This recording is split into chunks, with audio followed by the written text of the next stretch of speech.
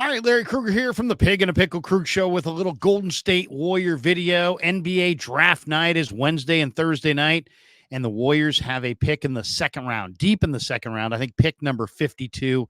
In this video, we're going to go through my favorite NBA draft sleepers. It's one of my favorite videos that we do every year, and we'll talk about some of the draft sleepers that I think are going to be available to Golden State potentially in round two. And of course, we're brought to you by Pig and a Pickle, the best barbecue in all of Northern California.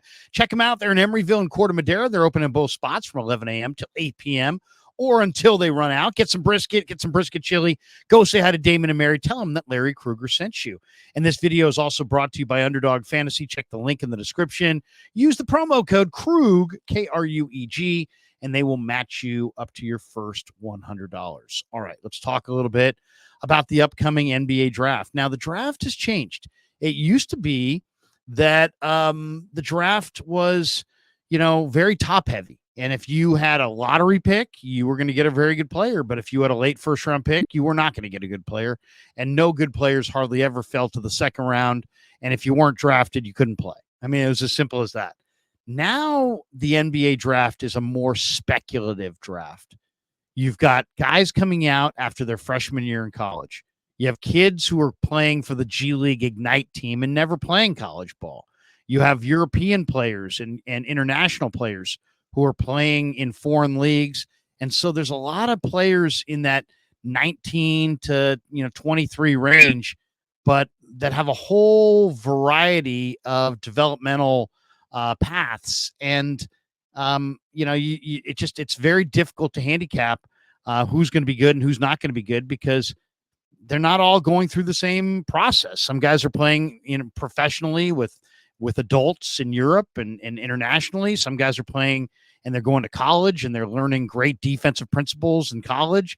Some guys are playing in the G League or in the developmental league and are basically like pros. So I'm going to go through a few guys that I think are sleepers in the upcoming draft.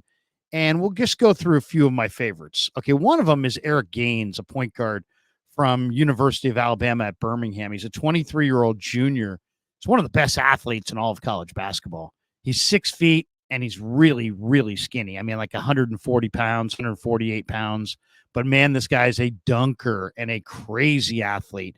He's got speed. He's got explosiveness. He's a kid from Georgia. Lithonia, Georgia is his hometown. Averaged 12 points a game, 5.5 assists per game, 3.9 rebounds per game for UAB. Shot only 28% on threes. So he needs to develop his outside shot. But, man, if you watched Eric Gaines put the ball on the deck and go to the hole, the athleticism is off the charts. This is one of the great athletes in this draft.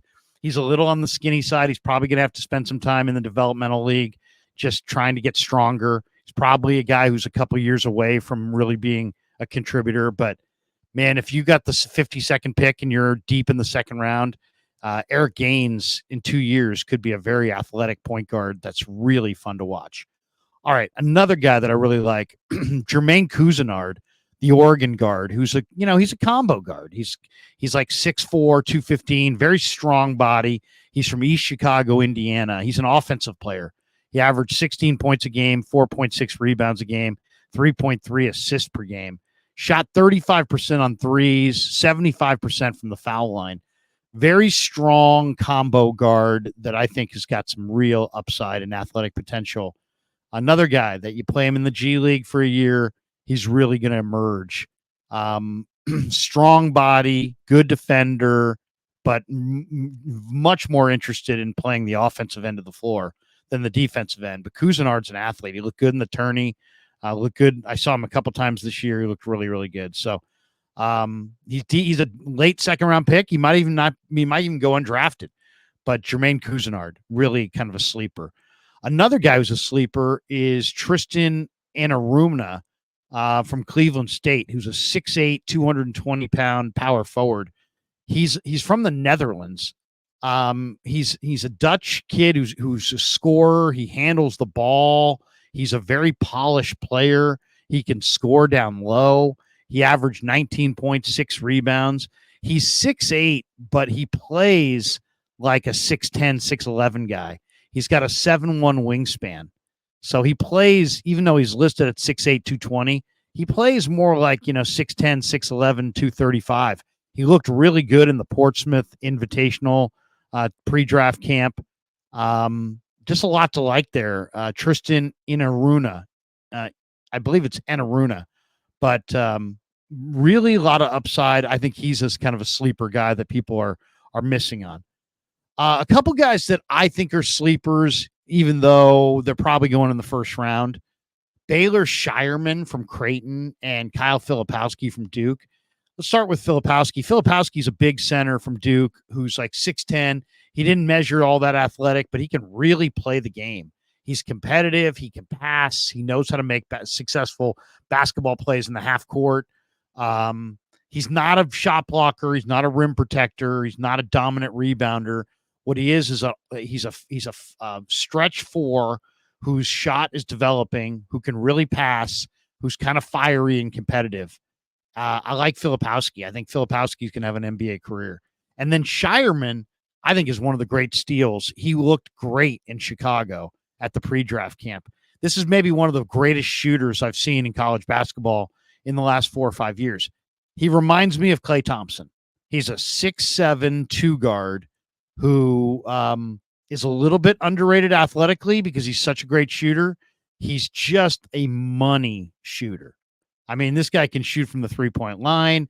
He's also money inside the line. If he squares his shoulders, the ball is going down.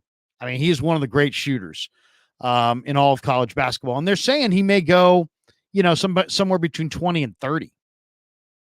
That's pretty late for a guy who can shoot the ball like Baylor Shireman. So I love Shireman. If the Warriors could get their hands on Shireman, they should be doing cartwheels. Another guy that I think is kind of a sleeper is Brandon Carlson, the center for Utah, who's rail thin.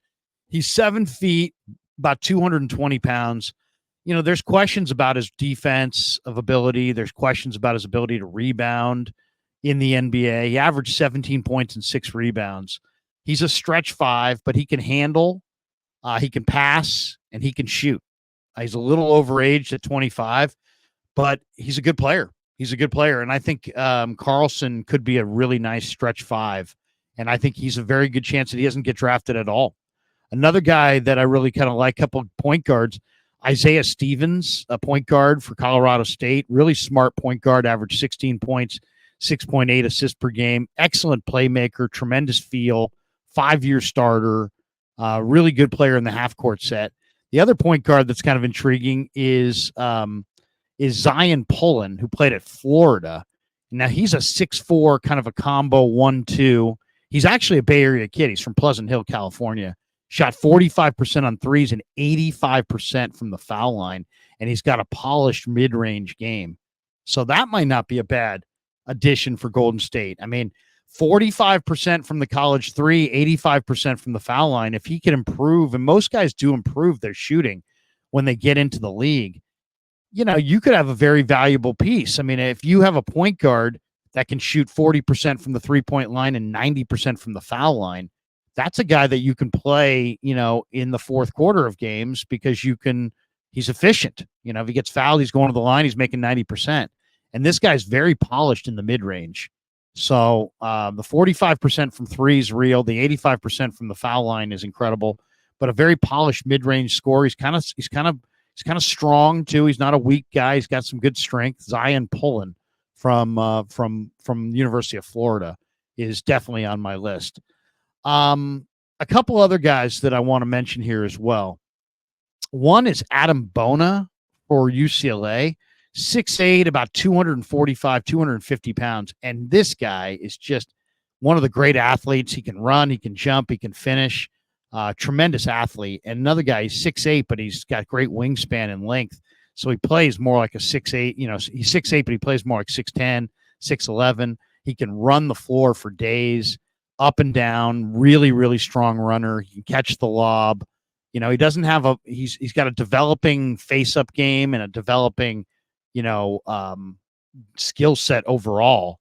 But as far as right now, this guy can run the floor, block shots, finish at the rim, be a rim protector. There's a lot to like there. Another guy that I really like is the Houston point guard Jamal Shed. I see a little bit of the Knicks point guard. He reminds me a little bit of the kid from Villanova. He's a 6-foot point guard, maybe even a little under, maybe 5'11", but this guy plays great defense and he's really tough and tenacious. I really like Jamal Shed, and he's probably also going to be there in round 2. Now, I left the best for last. My favorite sleeper in this upcoming draft is a guy with a tremendous name, and he also has a tremendous game. His name is Babacar Sane, and he's a power forward who played for the G League Ignite team. He's from Senegal. He was part of the USA Africa movement, and he's a 6'6", I would say, he's probably kind of like he's 6'6". They list him as a power forward. He's another guy with crazy length. He's got 7'2" wingspan on a 6'6" body. So even though he's 6'6", he's really more of a power forward. And if there's a guy that he kind of reminds me of, he's a little bit like Kuminga in that he is a crazy athlete, tremendous strength, incredible length, very, very explosive, only 20 years of age. Now, he definitely needs development. He needs skill development, his feel for the game, his decision-making. Right now, Babacar Sane is a run and jump physical specimen. But, man, he's 7'2". He's 6'6", 6'7", about 240 pounds, but he's shredded.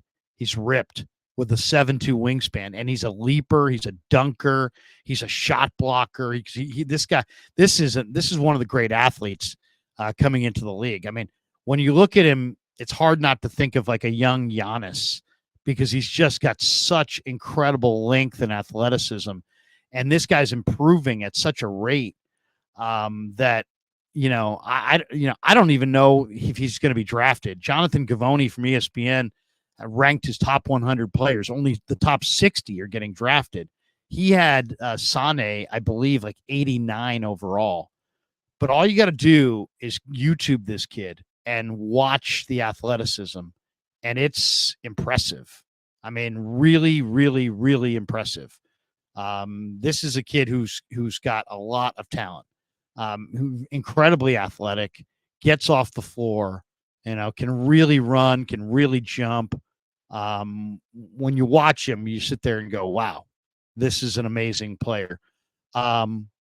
I'm going to share the screen here real quick, and you can take a look for yourself at Sane. And he's just a special player. Here he is. There we go. There we go. We'll show you the little video here from Sane. Some of it has him talking. We won't necessarily play the audio portion, but Babacar Sane. Here he is. You see the length. And he's a great athlete. 6'6", 6'7", 240 pounds, super broad shoulders, really long arms, shot blocker. And he's obviously a smart kid. If you hear him interviewed, he's got every part of his game needs polish. His dribble, his shooting, his passing, but the athleticism is off the charts. And you look at his ability to run the floor. It's really he's an impressive player. He absolutely is an impressive player, and a guy who might wind up being a very, very good small forward. A guy who might be able to be. He kind of reminds me a little bit of a Kuminga, that he's got that length, he's got that power. It's a gamble on athleticism, but the athleticism is off the freaking charts. So there you go. Thanks to Pig and a Pickle for sponsoring the Krug Show. Thanks to Underdog Fantasy for sponsoring this video. Thanks to all of you guys for supporting the Krug Show on YouTube.